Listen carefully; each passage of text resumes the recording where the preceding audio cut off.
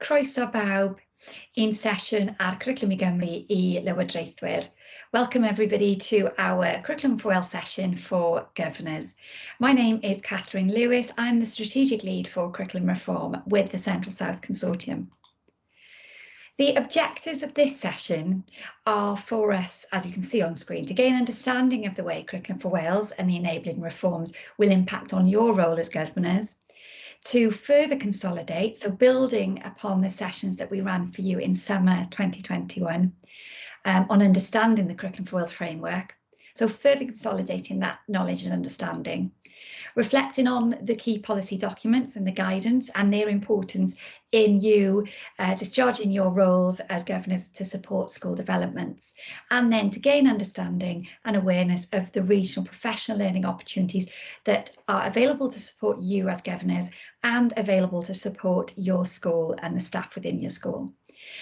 So we're doing this session slightly differently. In our previous sessions, we may have had you all here live in an online session, and myself and a colleague might have been taking you through a presentation of this nature, and then there'd be a few minutes at the end to open up for questions and interrogation of the information we'd shared. What we want to do is to really build in governor networks. We want you to have the opportunity to have a voice, to spend more time discussing with you, from hearing your own perspectives of how things work in your schools. And actually this part, the presentation, the learning and the updates can be shared with you in advance. So that is our intention for this particular session, and from the way that we're providing this in a recording for you. So if we just head into the session itself, I'm going to be signposting you to some key documents and supporting materials. And shortly then I will come out of the presentation mode and I'll take you to our website so that you can see where you access information of this kind. So for the role of the school governor, I'm aware that some people watching this recording may be very experienced governors, may have come from an education background in their careers themselves, or you might be really new to the role. And even if you are an established governor, I really would recommend that you go to the Central South Consortium document that you see on screen here, Introduction to the Role of the School Governor. It just further consolidates your roles, and it gives you some really helpful overviews of the type of activity that might be happening on a termly basis, a yearly basis in your schools. So actually, before we can even be talking about the reform as a whole, we definitely need to be clear of our roles as governors. So this is the reform. You'll be used to seeing, in terms of dual coding, you see that judge in person, you think, yep, I've seen this before. And it's just that we pop this there so that you can see that Curriculum for Wales, we talk a lot about Curriculum for Wales, but it is only one of a suite of enabling reforms.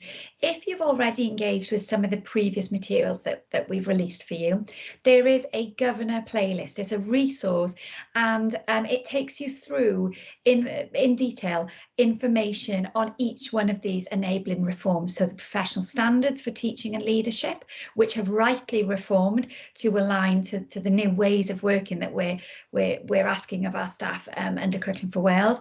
You will be very keenly aware of the Additional Learning Needs Education Act and the bill and the reforms that are in place at the moment.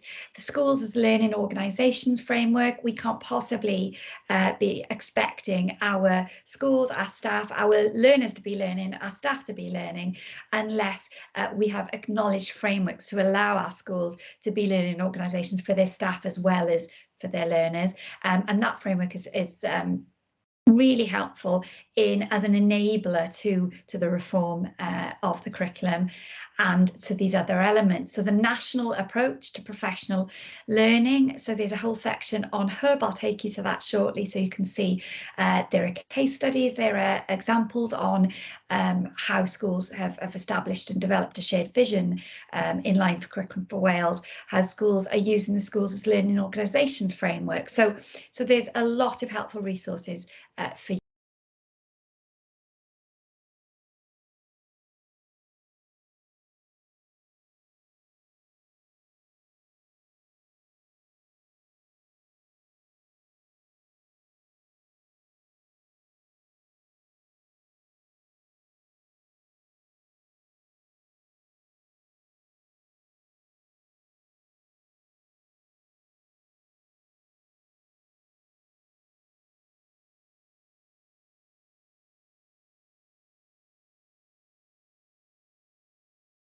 in line for those. And then self-evaluation framework. We know that there's a national evaluation improvement resource that's being worked on at the moment. We know there's an increase in expectation for school-to-school working. And all of those help to complement Curriculum for Wales. But of course, you can see that for that teacher who has 5 hours of planning preparation allowance a fortnight, there is a lot in the system that's happening. For you as governors, you may all have full-time jobs elsewhere. This is a lot for you as well. So what we want to do is each time we do a session with you, just keep drip feeding, keep your awareness of these things, and that'll help you then in your conversations with your schools.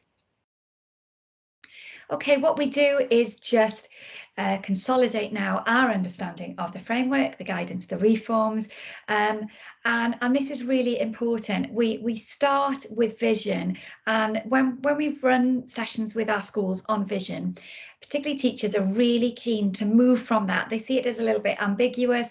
Maybe it's not about the teaching and learning, the systems and processes within the classrooms. And as teachers, I talk from personal experience, we like to task and finish. We like to move on to the next thing, because the system has required us to evolve into that way of working.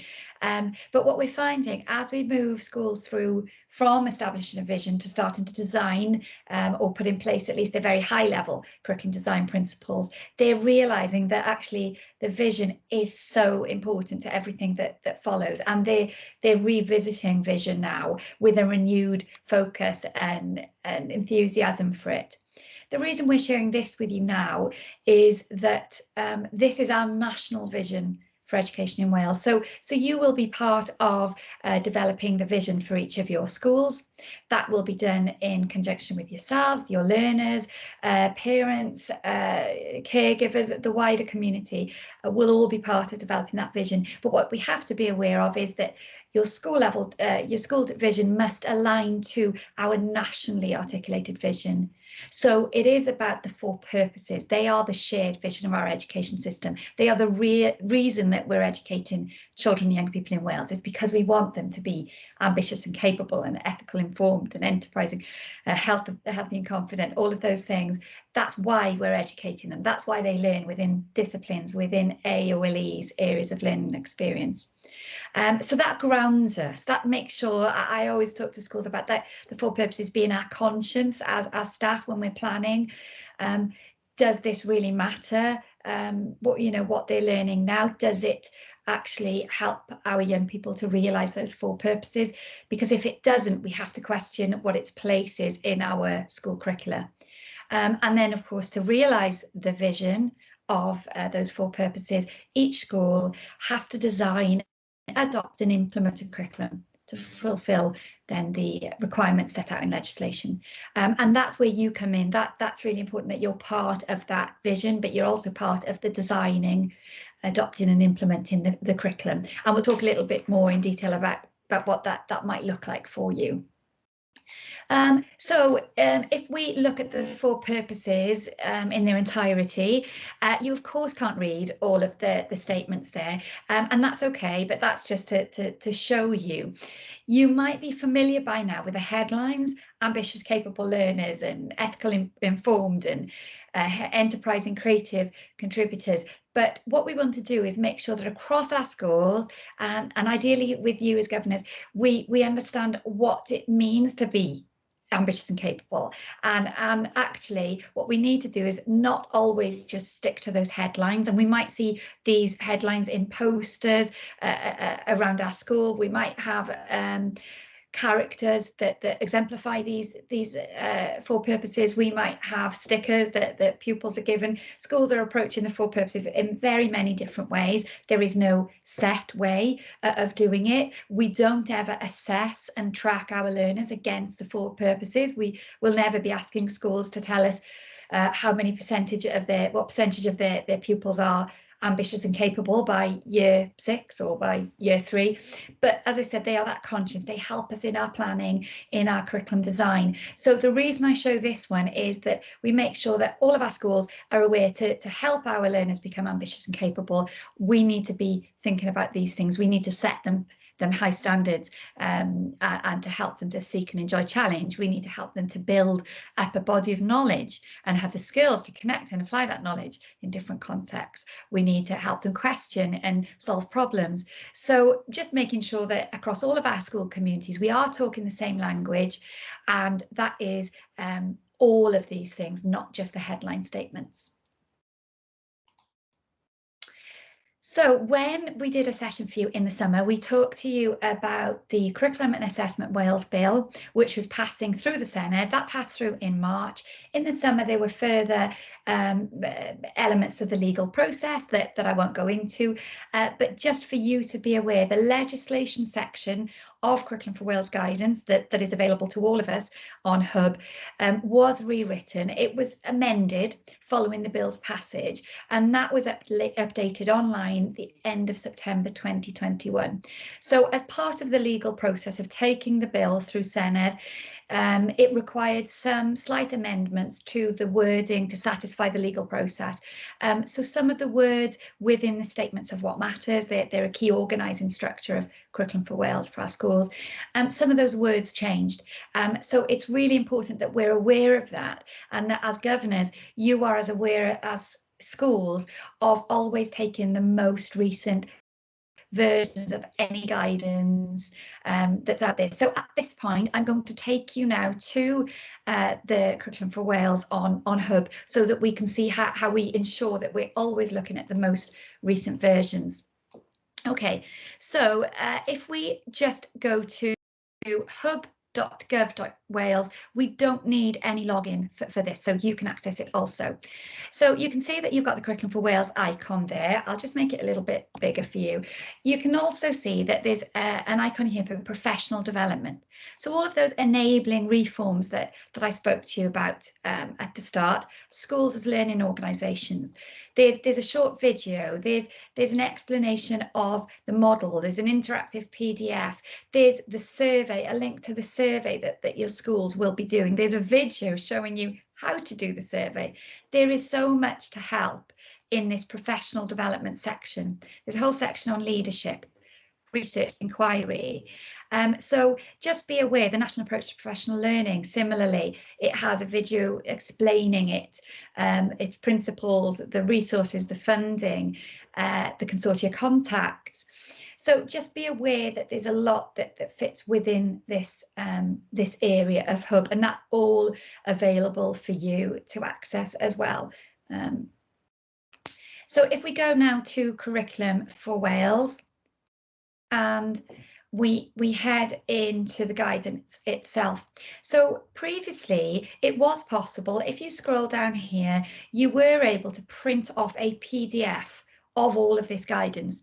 But in the latest iteration, the updates to this website, Welsh Government have removed that. So I'm aware that we've still got schools who are working from a printed copy of the guidance. And if we just go into the very first section, if you want to know how recent the version is, just go all the way down, and you can see that, of course, this was first published 28th of January 2020, and some schools might have clicked print and printed out a PDF at that point.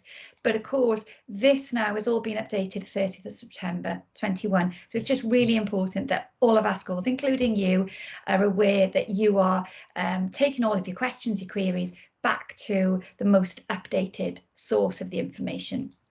Now, as governors, I've spoken to you previously about the power of heading into that summary of legislation section, and it just takes dipping into. It will take reading a couple of times, but this is really important so that you're aware what schools are legally obliged to pay due regard to, what is legislative guidance, and what is just supporting guidance that schools can pay due regard to or not, and because that has implications for your roles as governors.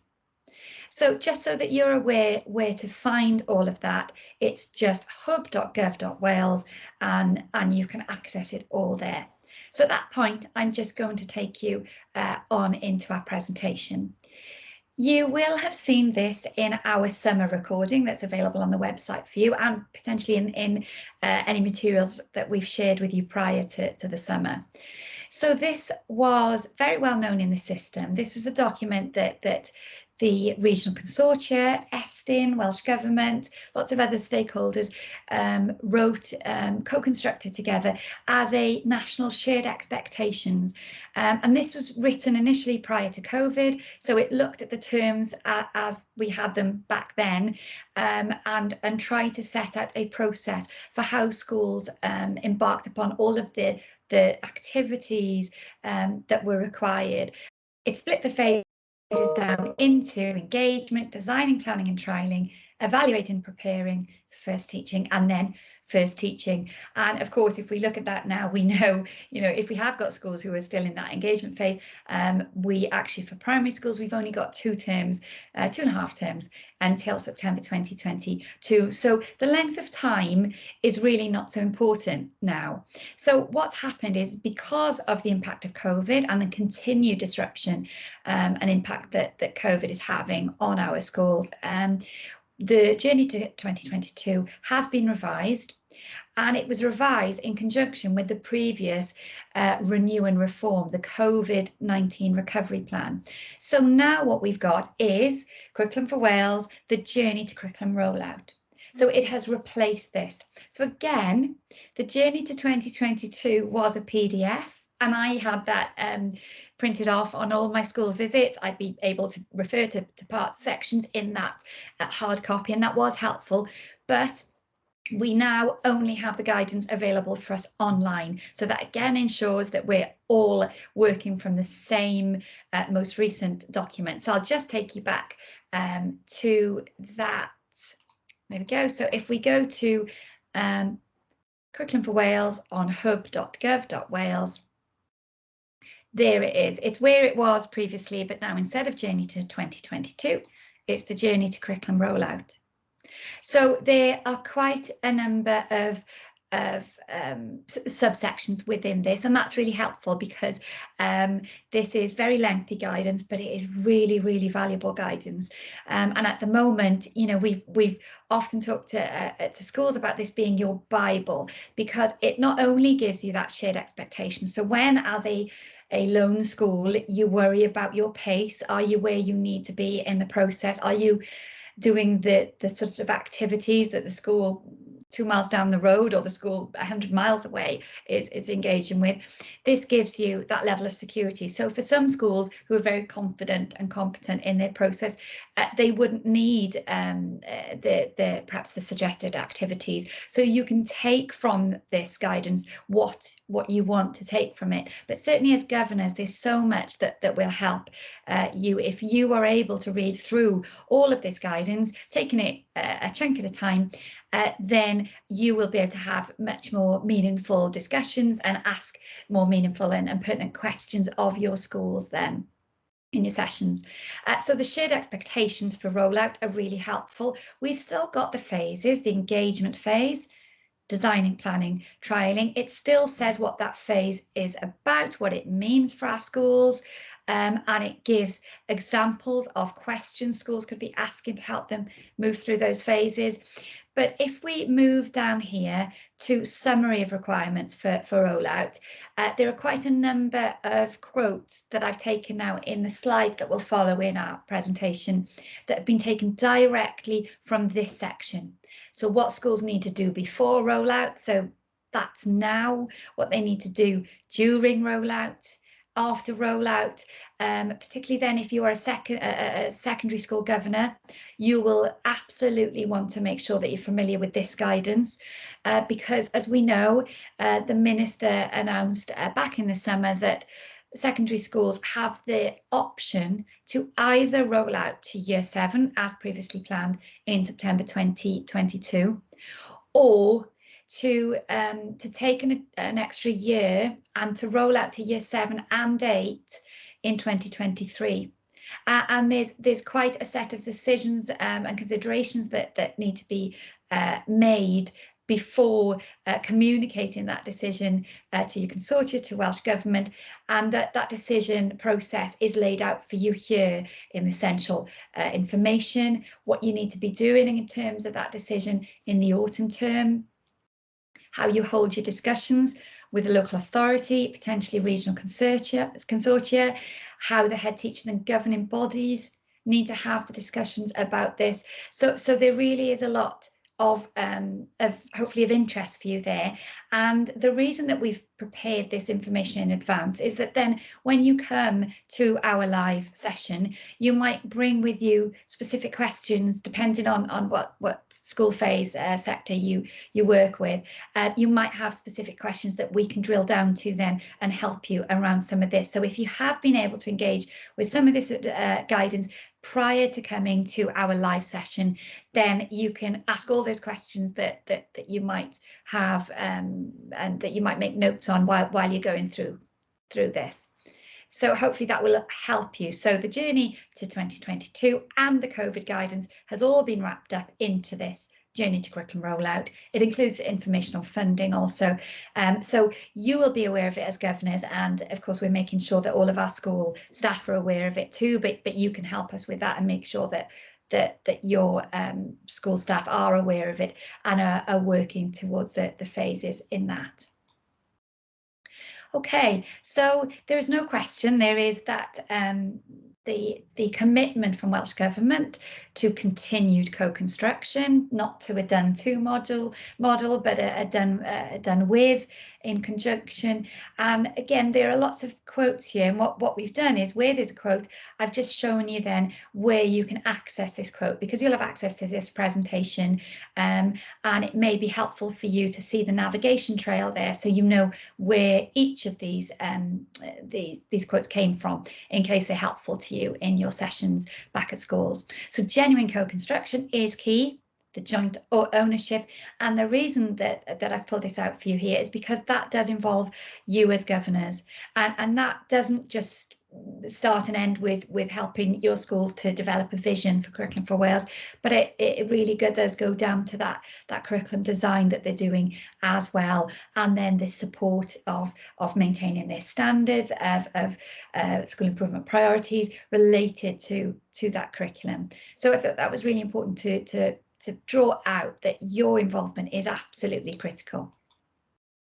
So governors' roles. So again, I've just shown you from where this information is taken on Hub, but again, it's just showing you that you have got a key role, and you can see governing bodies have got legal responsibilities for what is changing and why, understanding, having conversations about that, understanding of the curriculum model that your school is looking to develop, including what the progression and assessment model will be. If you're thinking about your standards subcommittees, you might have standards and progression. You, of course, also need to be able to understand progression and assessment within Curriculum for Wales, because it is different. And of course, so therefore, the questions that you might have previously asked of your schools relating to standards, school improvement planning, target setting would now be slightly different based on going through that lens of Curriculum for Wales. And then, of course, make sure that you're having those conversations of how you can be involved in shaping and realising the vision, and ongoing co-construction. Communication with parents and carers in particular is really important. Also, so perhaps that's something to ensure that your schools are communicating regularly with parents and carers, keeping them informed of the changes, letting them know the progress of their children, how they can support learning at home. And obviously schools and settings need to remain in regular contact with their region or their local school improvement service regarding their plans for curriculum implementation. And then, of course, draw on those services. Please do encourage your schools to come to us, and we will help them to make the decisions they need to make, considering there for secondary, whether they roll out for Year 7 in 2022 or for 7 and 8 in 2023. But any support they need in interpreting the guidance or their curriculum design at school level, we are here for that, and we are here to support you as governors in that also. So I already showed you in the journey to curriculum rollout guidance on Hub, there was that summary of requirements for rollout. So again, this is just what do schools need to do, and then of course when. So it would be onerous if I put all of that on screen for you. But if I just take you to that summary of requirements for rollout, and that's where it is. And of course, if I take you back a step, that sits within Curriculum for Wales and the journey to rollout. So what do schools need to do? And it gives you, number one, schools must design a curriculum for the school's learners. That curriculum must, and then it lists, enable learners to develop in the way described in the 4 purposes. Provide for appropriate progression and accord with the principles of progression set out in the progression code. So that's the legal part of it, you know, the guidance that is in legislation. It has to encompass the concept set out in the statements of what matters. It has to provide for learning and teaching that encompasses each of the areas from 3 to 16, including the mandatory curriculum elements, including the cross-curricular skills. So there are a number of key requirements that it would be so helpful for you to be aware of, so that you can have those conversations with schools. You know, what are their plans for in embedding the mandatory curriculum element? You know, how are they going to bring in an international language into their curriculum? What about literacy, numeracy and digital competence? How will those cross-curricular skills now be embedded through their school level curriculum design? So there's a lot of questions that can be asked, and in asking those questions you will of course deepen your understanding of Curriculum for Wales with your schools. So the governor involvement, I've just picked out some of those. Again, it's from the summary of rollout guidance there. Schools must adopt the curriculum and publish a summary of it. And that, of course, requires the head teacher, along with you as governors, the whole body, to adopt that curriculum. So that's really important. That's a legal process. There will be further information for you, and we'll go through that in detail with you as soon as we have the specifics from Welsh Government. But just to be aware that that's a process that you will be part of. And of course, then you'll also be part of keeping that adopted curriculum under review and revising it if it no longer, for whatever reason, meets the design requirements. So the requirements of the progression code, of the statements of what matters code. So again, it's making sure that at every point where you're looking in, you're reflecting upon practice at school level, that we're sure that it is continuing to satisfy the legislative guidance. So secondary schools, I have already mentioned this, and this is really important. So if you are a secondary school governor, but also if you are a primary school or through school governor, special school, it's really helpful to know what comes next and the considerations that your fellow governors are having in their settings. So make sure that you're aware, you're having the conversations with your schools about whether they're rolling or they're planning to roll out in 2022 with Year 7. If so, there's a legal process aligned to that, or if they're going to continue their designing, their planning, their trialling, but they're going to actually formally start their rollout for Year 7 and 8 in 2023. But as you can see there, the decision to proceed must be taken jointly by the governing body as well. Okay, so in that guidance, it just gives you a breakdown of what happens in each term, and so that's there for you to see on the guidance bit, but I've just picked out some things there. So that's what needs to be discussed now in the autumn term. So if you haven't already had those discussions with your schools, please feel free to pick up those conversations now, and we can have a chat through that when I meet you all in our live online session in the spring term. Then it is up to you and your head teachers to decide whether to proceed with your current plans, because that needs to take into consideration the way the school has been impacted in the autumn term, or potentially then spring term, with COVID. The Welsh Government, it says in the guidance on Hubit, the Welsh Government will have to be informed of your decision by the 8th of April.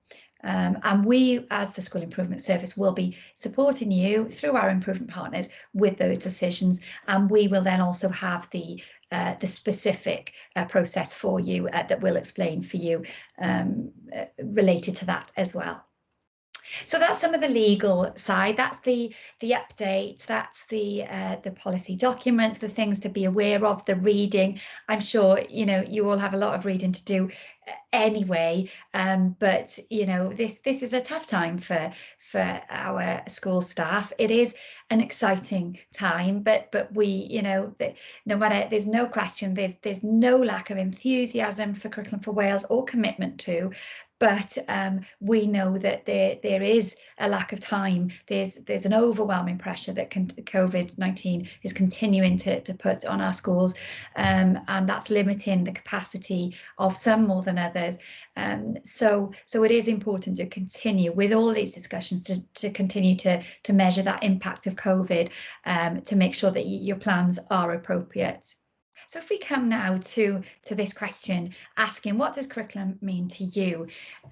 This is a great question to really consider. And when we're, myself and the team are on our travels with schools, we still pick up this conversation, because often when we're talking about curriculum, lots of our schools are actually talking about programmes of studies, or they're talking about units of work. They're not actually thinking of curriculum being all of the learning experiences.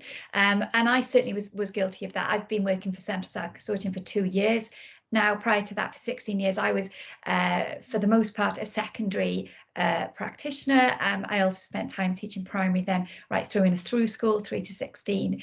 But curriculum was synonymous for me with a timetable, with very rigid timetabling, and then my schemes of work, my booklets all packaged up nicely. But the Curriculum for Wales is an opportunity to think anew. It doesn't mean that all of our practices will be reformed and innovative and new, but actually, if we look at the way that we timetable, if we look at the way that we consider curriculum, we may want to consider it differently. We may want to change those things.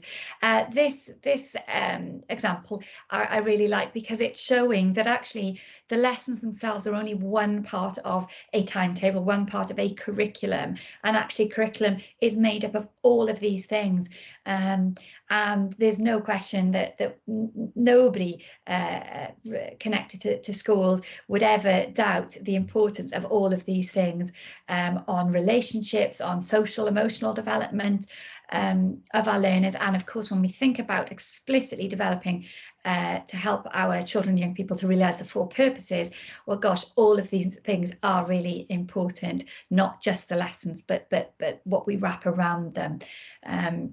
So if we take you now then to the definition that we have for curriculum in Curriculum for Wales. So previous definitions, curriculum, Oxford Dictionary definition was that the subjects comprising a course of study in a school or a college. And I would say for many years, I considered my curriculum in a subject was, a course of study that was planned out, a programme of study linked to a national curriculum. Whereas now, what we know of curriculum is that it's much more than that. So curriculum is absolutely everything a learner experiences in pursuit of the purposes. So when we look at, it's not simply what we teach, so the content, the curriculum content itself, but how we teach. So the pedagogy, the learning and teaching, the strategies, the approaches, and then of course why we teach it, those 4 purposes.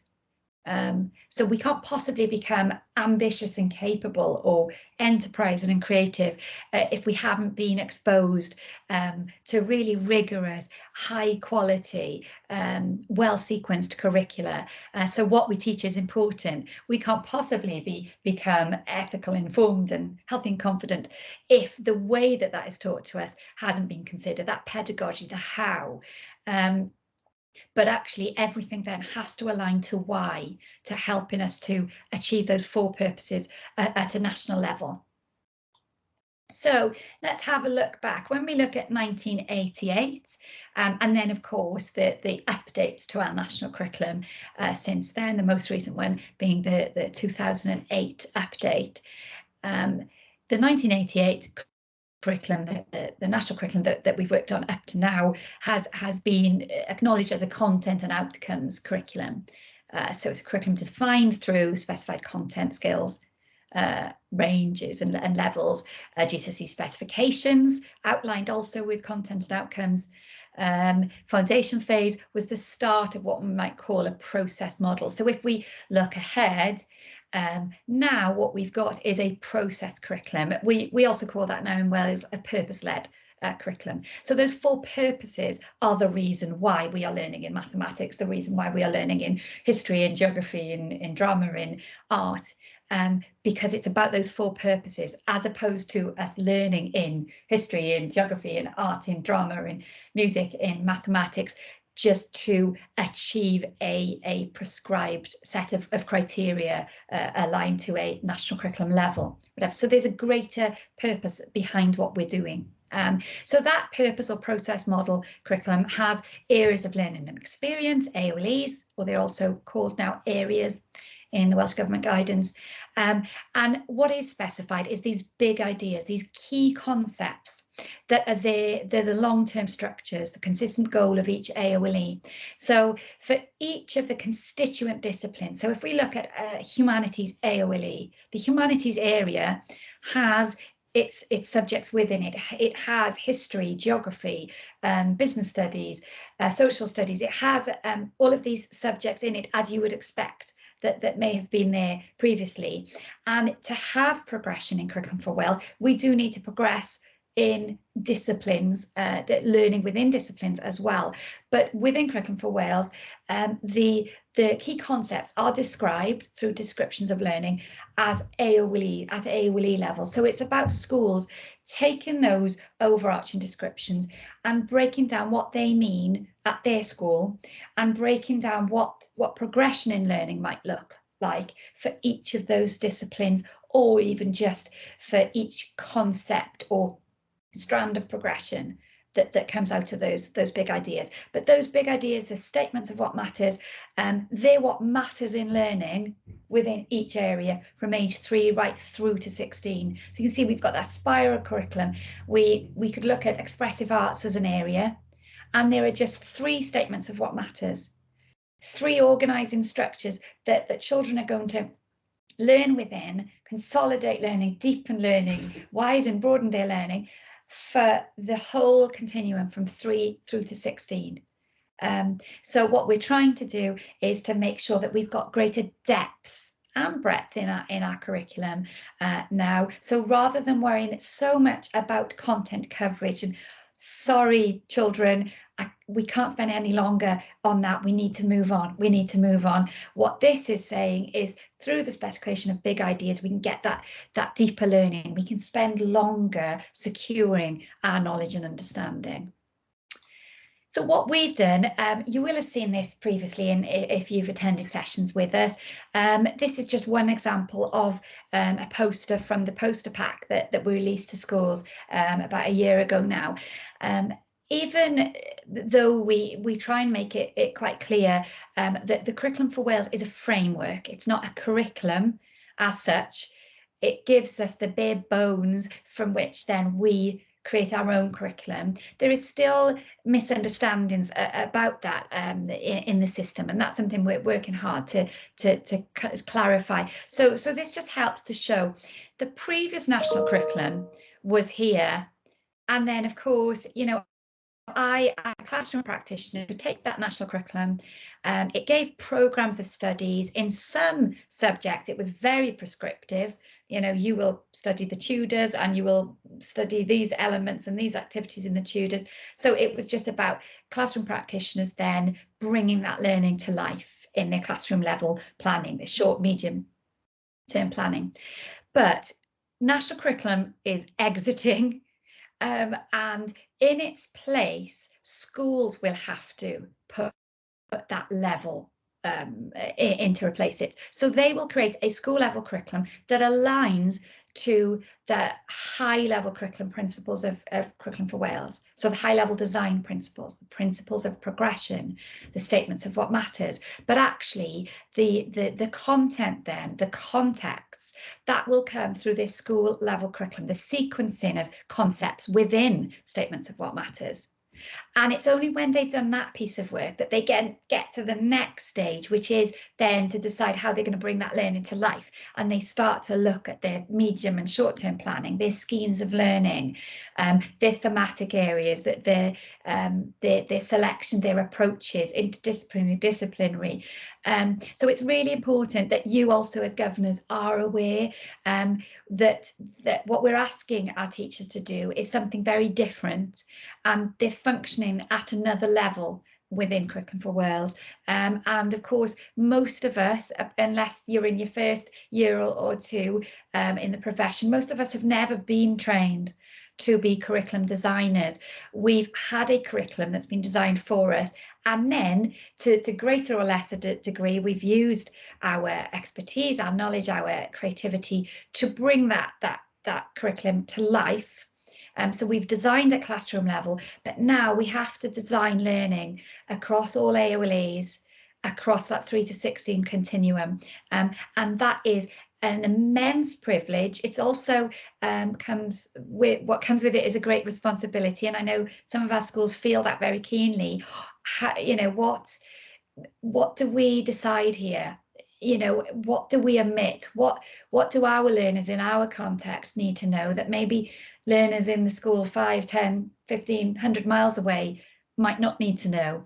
And making those decisions it comes with a great degree of responsibility. And I know that schools would very much welcome your support in those decisions, in that process. And I'm going to talk to you a little bit more about support that we've got from the region to support that process as well.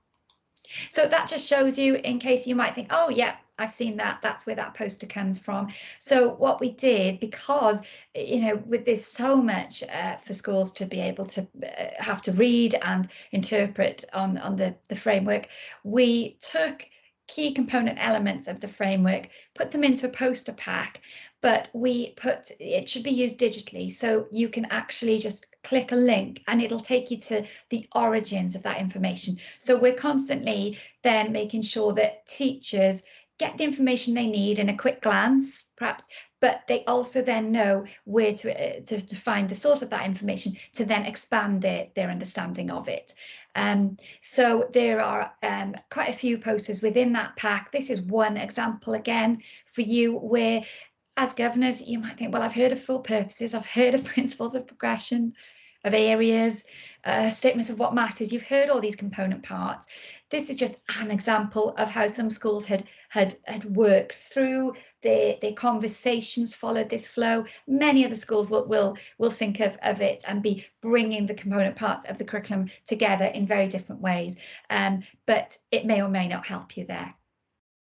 Okay, so something we need to be aware of, particularly as governors, and because you're not going to be at that chalk face literally planning the specific activities and schemes of learning and the short medium term planning, but what we need to be aware of at a strategic level when we're embarking on curriculum design is of the implementation gap, and making sure we avoid the gap that often occurs. There's lots of research into this. So Van den Akker here states the problems that manifest between the intended curriculum, and we may already have a gap in our schools right now, and it'd be really interesting for you to reflect on that. You might be parent governors, you might have children in the school that you're supporting, and you think, well, actually, I know what I see in the strategic documents, in the high level documents, the policy rhetoric, or the high level curriculum articulated by the school. But then perhaps I know what the real life school and classroom practices are like, because I've done learning walks. I've seen what the implemented curriculum looks like in real life, and it may or may not be absolutely aligned to what was intended. But of course, then what about the lived experiences and then outcomes of our learners, so the attained curriculum?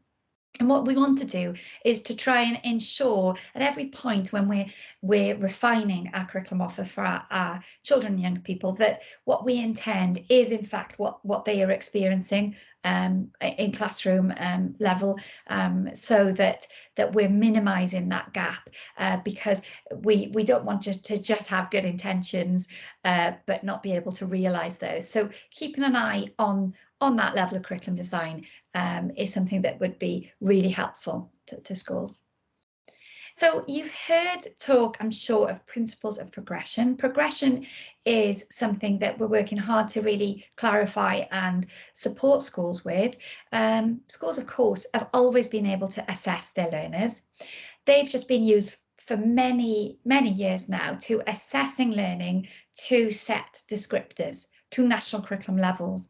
And even though Welsh Government never required us to do this, many of us not only gave them their end of foundation phase outcomes or their end of key stage levels, a level 3, a level 4, but also broke that down into a level 3A, a 3B, a 3C.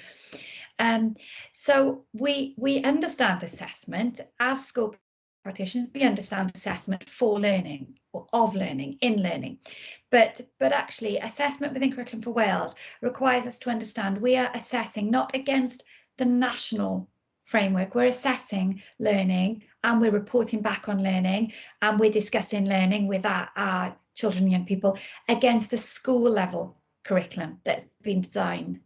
And it's that school level curriculum, of course, that is aligned to Curriculum for Wales, the framework. So your golden thread is there, but actually we're assessing, we're discussing progress directly against our school level curriculum, which you could say is your progression model. So the way that each of your schools has sequenced the learning, has broken down the nationally described learning for each of the statements of what matters and decided what makes sense at each of the micro steps.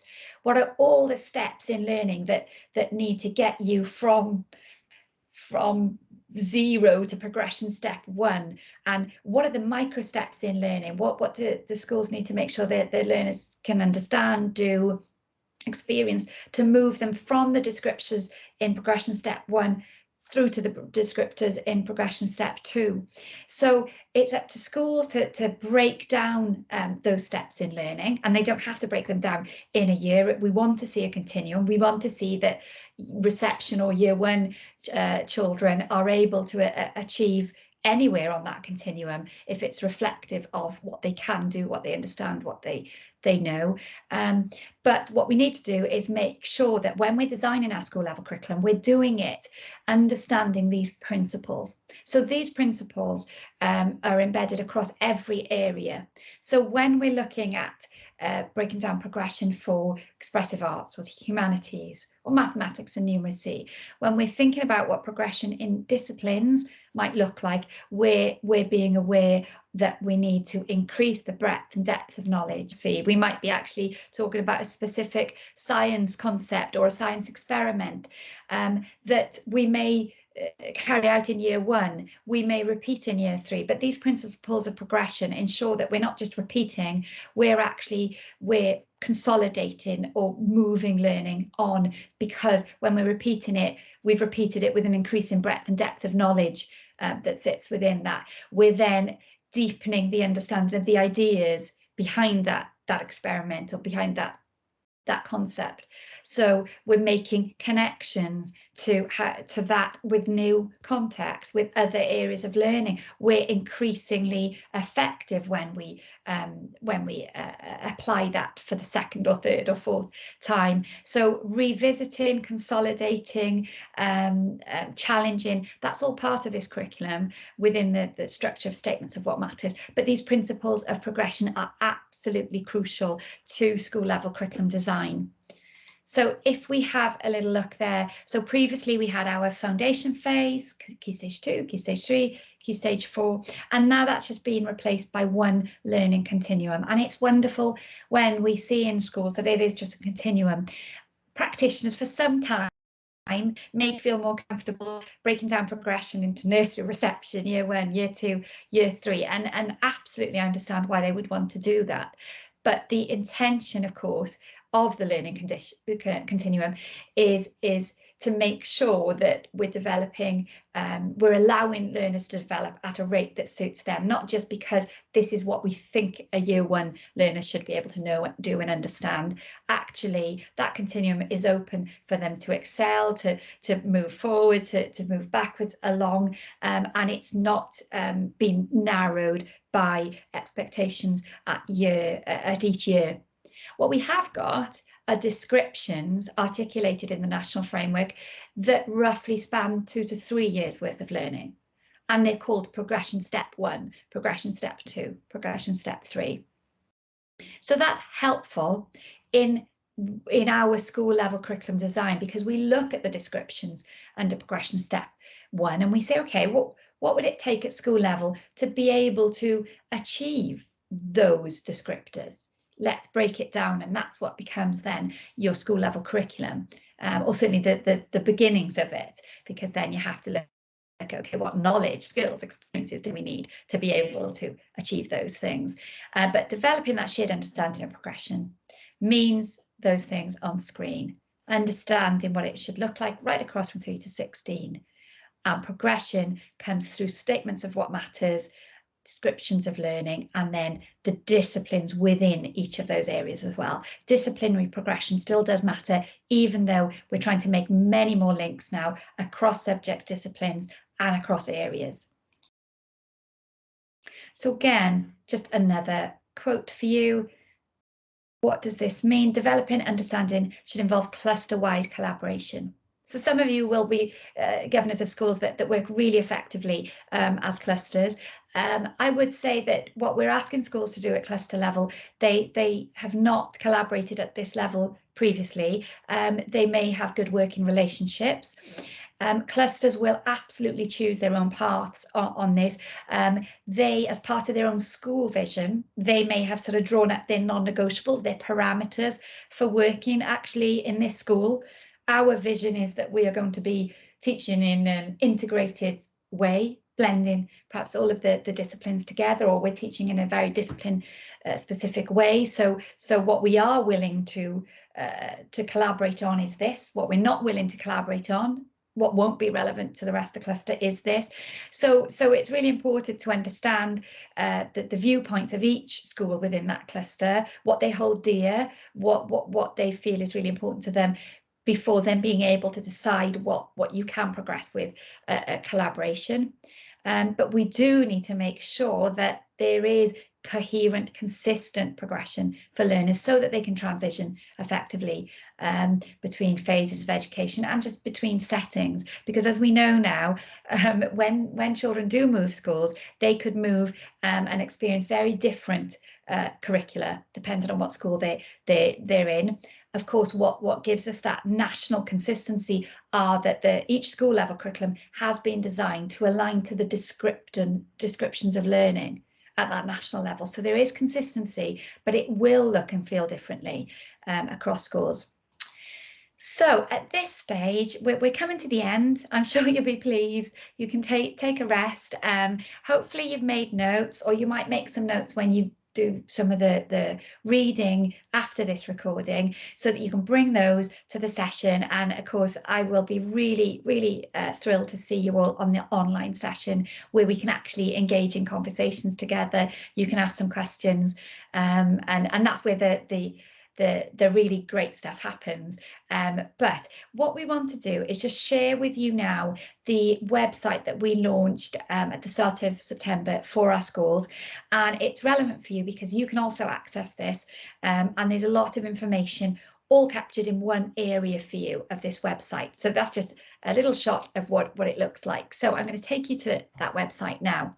If you go to our CSC website, so you just type in CSCJES, so Central South Consortium Joint Education Service.org.uk.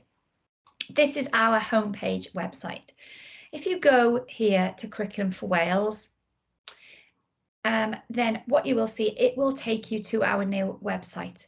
Os hoffech chi'r fersiwn cyfrwng Cymraeg, chi'n mynd at Cymraeg fyna, a fe gewch chi fe trwy fyna. Mae fe'n wefan gwbl ar wahân I chi.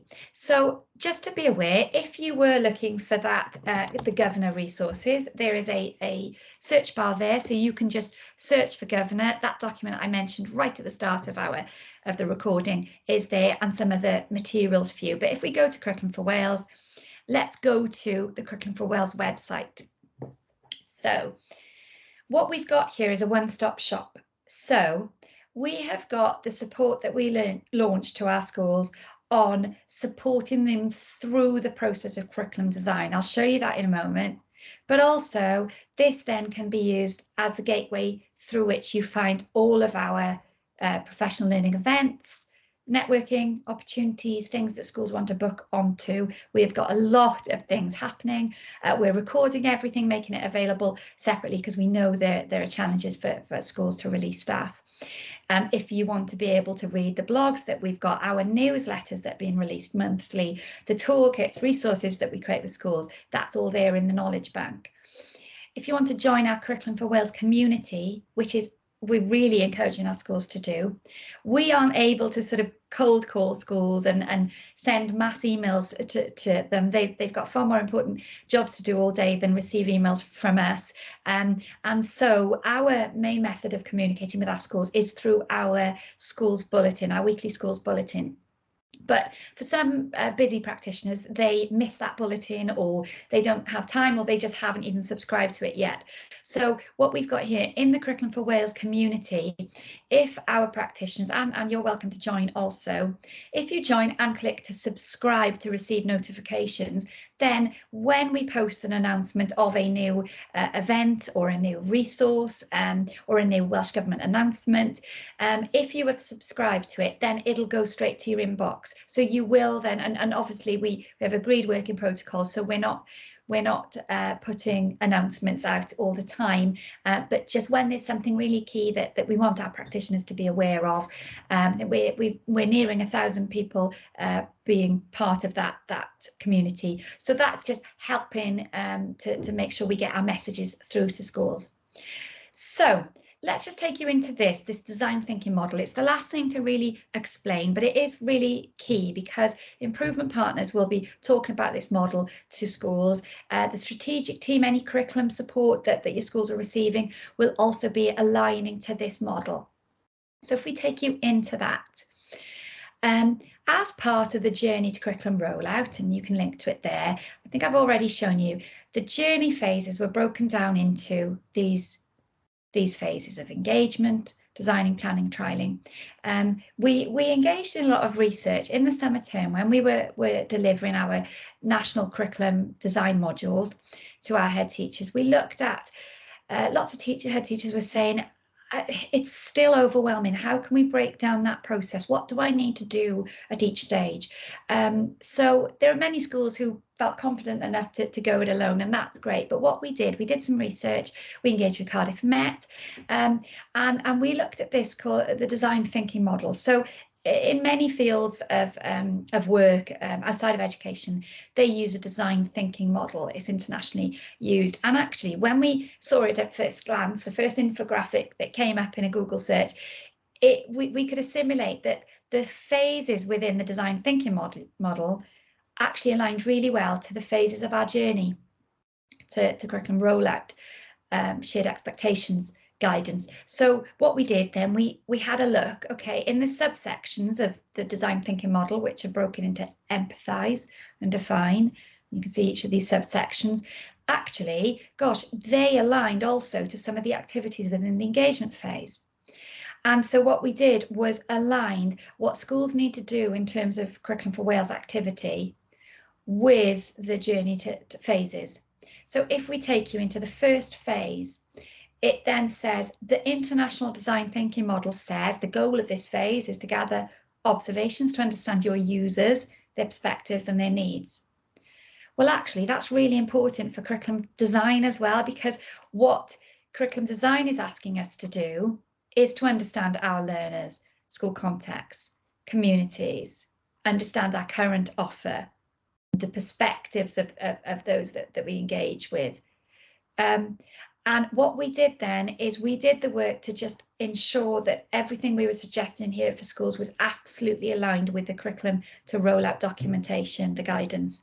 And so when you're in this initial phase of understanding your staff, your learners, your community, understanding any gaps you have in knowledge, anything that you need to, any implications from that, this is absolutely aligned to what the Welsh Government are asking us to do. And then down here, you'll see, here's the CSE professional learning that would help in this phase. So if you're in this phase. So if I just skip forward, if you have got schools who have already created their ideas, they're in the prototype stage, they've created their first draft curriculum and they're going to, actually they've co-constructed it, they're going to start trialling it. Well, Welsh Government are saying you should trial aspects of design, pedagogy, but you should collaborate in clusters to ensure progression is jointly owned. So you can see what you need to do in this phase. And then down here, you can see here are the specific pieces of professional learning that we've got at CSE that will help with that.